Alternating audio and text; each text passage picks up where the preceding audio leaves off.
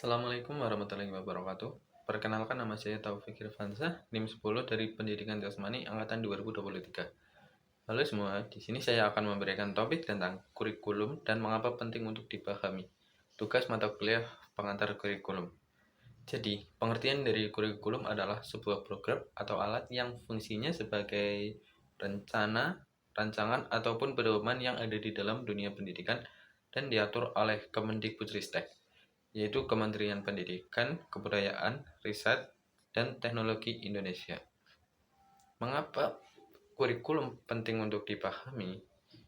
Jadi, kurikulum sangat penting untuk dipahami karena kurikulum adalah sistem yang sengaja dibuat dari awal untuk membantu sebagai pedoman menuju tujuan pendidikan nasional secara tertata dan terarah. Dibuatnya kurikulum pastinya memiliki adanya suatu tujuan. Tujuannya yaitu yang sebagaimana tertuang di dalam UUD 1945,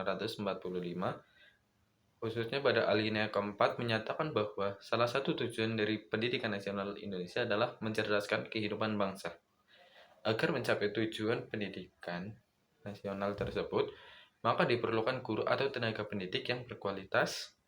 Tidak hanya tenaga pendidik, namun siswa atau mahasiswa hendaknya juga paham tentang kurikulum supaya meningkatkan presentasi keberhasilan sebuah kurikulum tersebut. Menurut pandangan pribadi saya mengenai kurikulum di Indonesia, kurikulum di Indonesia sudah cukup baik. Namun, umumnya yang terjadi di Indonesia adalah pergantian menteri, ganti pula kurikulumnya. Alangkah baiknya kurikulum sebaiknya jangan terlalu cepat berganti-ganti. Bisa saja ketika pendidikan di daerah terpencil baru bisa mengikuti kurikulum tersebut, ternyata dalam tahun tersebut terjadi pergantian kurikulum, maka perlu adaptasi. Dan juga untuk kurikulum, sebaiknya menurut saya janganlah berganti total, melainkan adanya perkembangan tanpa merubah total dari kurikulum yang ada. Jadi bisa dengan beberapa tahun sekali mengadakan evaluasi kelebihan dan kekurangan yang terjadi. Kemudian, memperbaiki kekurangan-kekurangan yang ada dan mencari solusi lewat kurikulum yang baru atau kurikulum terbaru sebagai revisi.